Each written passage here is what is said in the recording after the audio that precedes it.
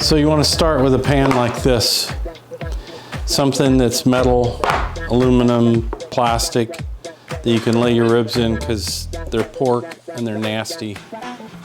So the first thing you got to do is open this up.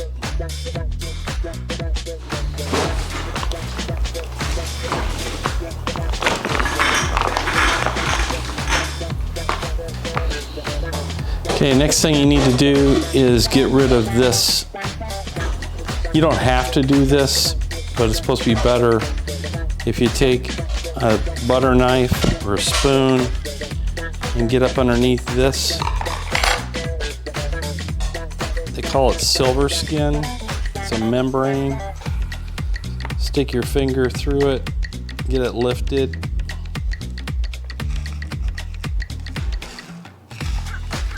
This is kind of a tough, if you leave it on, it just turns into a tough material. And you pull it all the way off like this. If you need to, take a paper towel, grab it with a paper towel, and it should come off in one. It may take 2 or 3 strips.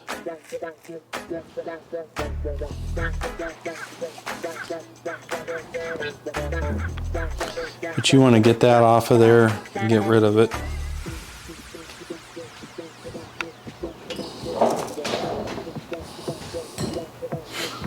I wanted to get something. This is pretty good looking. If there's a lot of fat, you can get rid of it. If you want to cut up these edges, you can cut them up, but I just leave it the way it is. Next thing you need to do is put some spice on it, whatever you like to put on it. You can monkey around with it. We prefer just salt, pepper, and garlic. We use this from Sam's Club, Kinder's. It's called the blend. And just put it on pretty thick.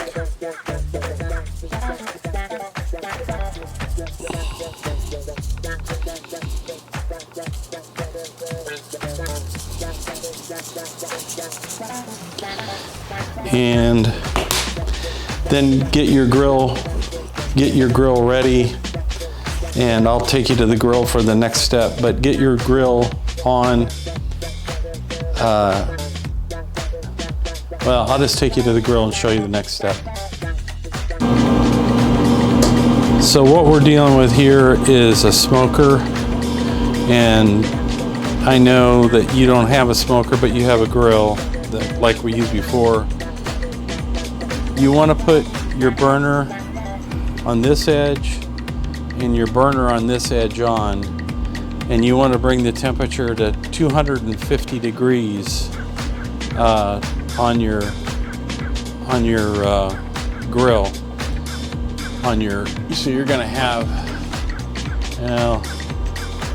you're going to have a dial right here that shows the temperature. You want to be at about 250. The whole trick to good ribs is low and slow. So you're going to want to have your grill on here, and all the middle burners off. And you're going to want the ribs to be right here in the middle, in between them. That's called indirect heating. Now, you can also get a little smoke box and buy some wood chips and soak the wood chips.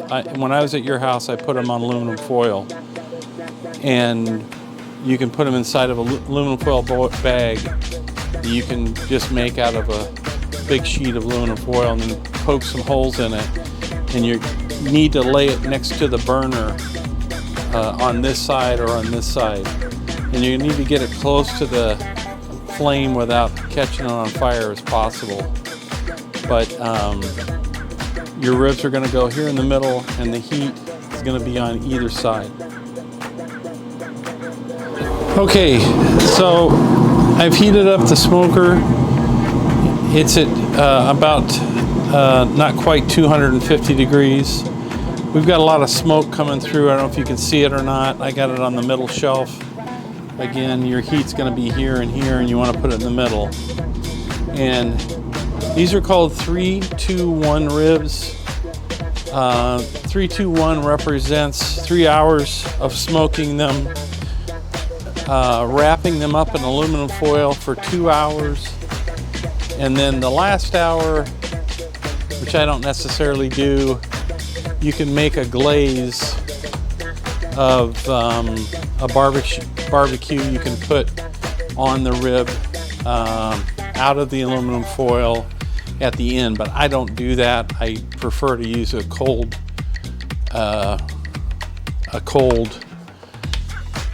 barbecue sauce.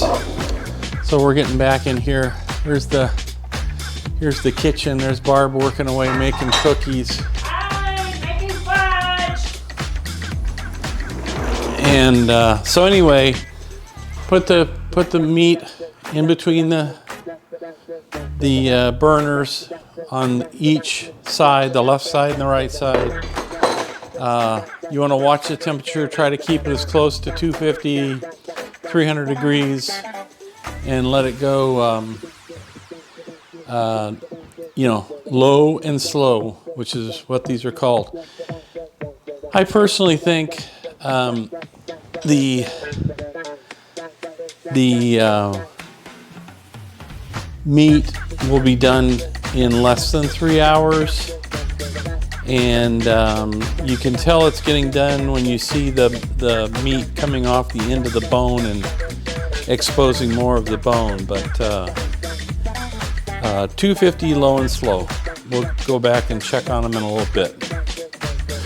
Okay, it's time to go check on the ribbies. That's our house over there. There's the jacuzzi. And then this is Justin's place. And these have been on for a little while. And hopefully you can see that. They got a ways to go. But when they start getting done, you'll see down on the ends of these bones, the meat will pull away from them. But they got a way to go.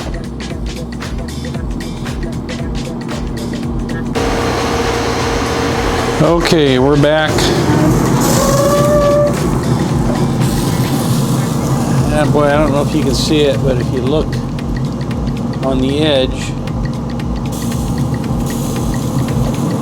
you'll see that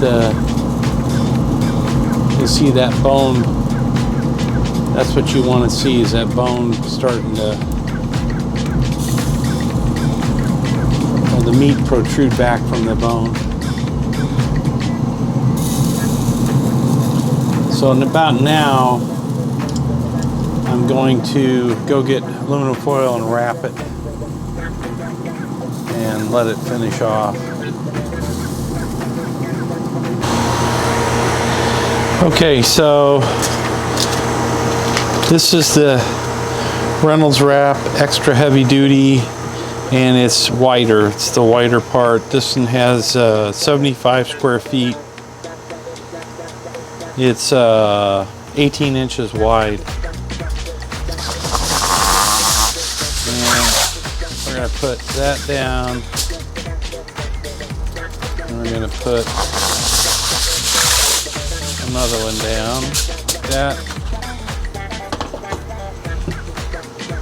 And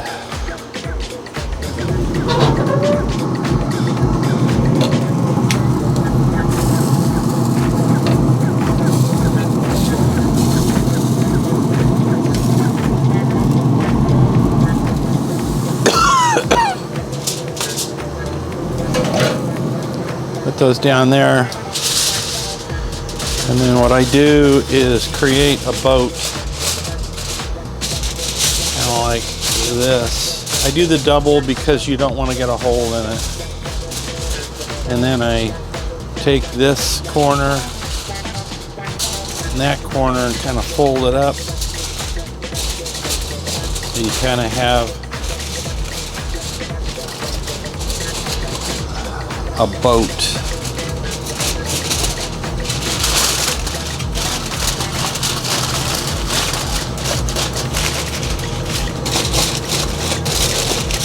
And then I usually use apple juice, but I don't have any apple juice, so I'm gonna use Coke. And we're gonna pour the Coke so it basically gets around the base. I'd say about a half a can. And then what we're gonna do is bring this together and we're gonna seal it up.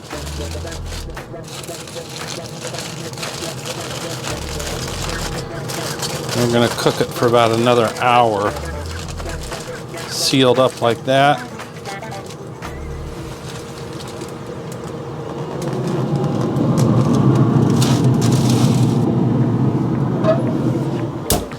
Put it back in and let it go for a bit. Okay, we're gonna pull the ribs out and take a look at them just to see if they're done or not done.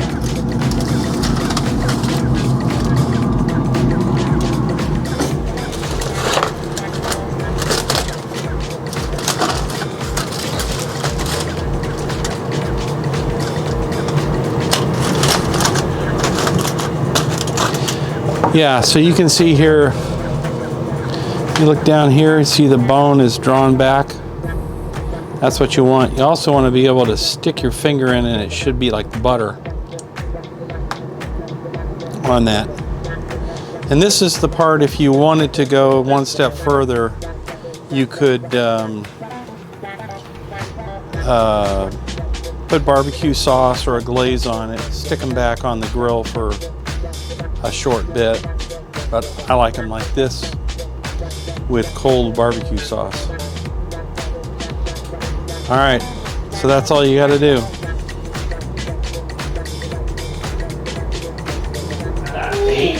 Yeah, me too. Okay, so if you look here, this is what you're looking for. You want the smoke ring. So you can see that red ring around the meat. That's the smoke ring. So when you see that, you know it got cooked good. But that's what they should look like, and they're buttery soft. All right, that's it.